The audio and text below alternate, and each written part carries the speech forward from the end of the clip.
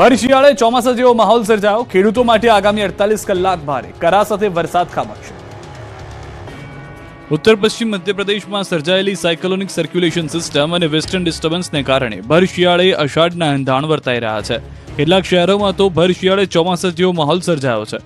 કડકડતી ઠંડીને emergency stop કરી ચોમાસાએ entry મારી હોય તે રીતે કેટલાક જિલ્લામાં માવઠું ત્રાટક્યું છે. ગુજરાતના ચારેય ઝોનમાં અલગ અલગ વિસ્તારમાં કડાકા ભડાકા સાથે કમોસમી વરસાદ થયો.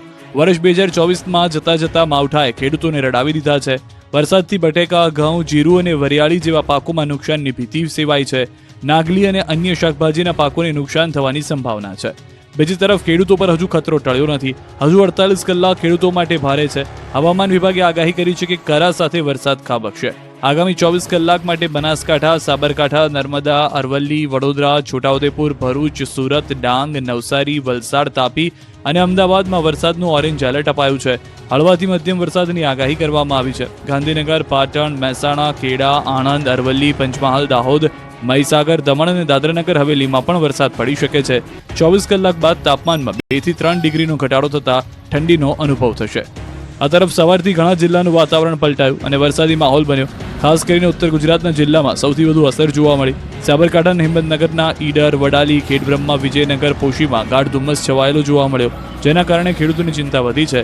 તો વહેલી સવારે વડોદરામાં પણ ગાઢ ધુમ્મસ જોવા મળ્યો. હાઈવે પર વિઝિબિલિટી ઘટતા વાહન ચાલકો પણ મુશ્કેલીમાં મુકાયા. ભર શિયાળે કડાકા ભડાકા સાથે વરસાદ ખાબકતા ખેડૂતો રાતા પાણીએ રડ્યા. યાર્ડોની બેદરકારીથી પલળ્યો પાક. ગુજરાતમાં આગાહી મુજબ ભર શિયાળે માવઠું મુસીબત બનીને ત્રાટકતા ખેડૂતોના જીવ અદ્ધર થઈ ગયા.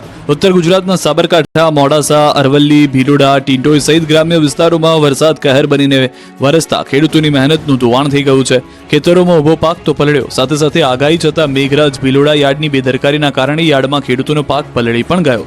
અરવલ્લીના મેઘરજ અને ભીલોડામાં તંત્રની સૂચનાની અવગણના કરતા યાર્ડમાં ખુલ્લામાં રાખેલ પાક પલળ્યો. વહીવટી તંત્ર દ્વારા માવઠાની આગાહીના કારણે યાર્ડમાં ખુલ્લામાં તૈયાર પાક ન રાખવા સૂચના અપાઈ હતી, પરંતુ યાર્ડના સત્તાધીશોએ વરસાદની આગાહીની સૂચનાનું ચુસ્ત પાલન ન કરતા મેઘરજ અને ભીલોડા યાર્ડમાં ખુલ્લામાં રાખેલો પાક પાણીમાં પલળ્યો. કપાસ, મગફળી, ચણા સહિતનો પાક પલળતા વેપારીઓ અને ખેડૂતોને મોટા પાયે નુકસાન થયું.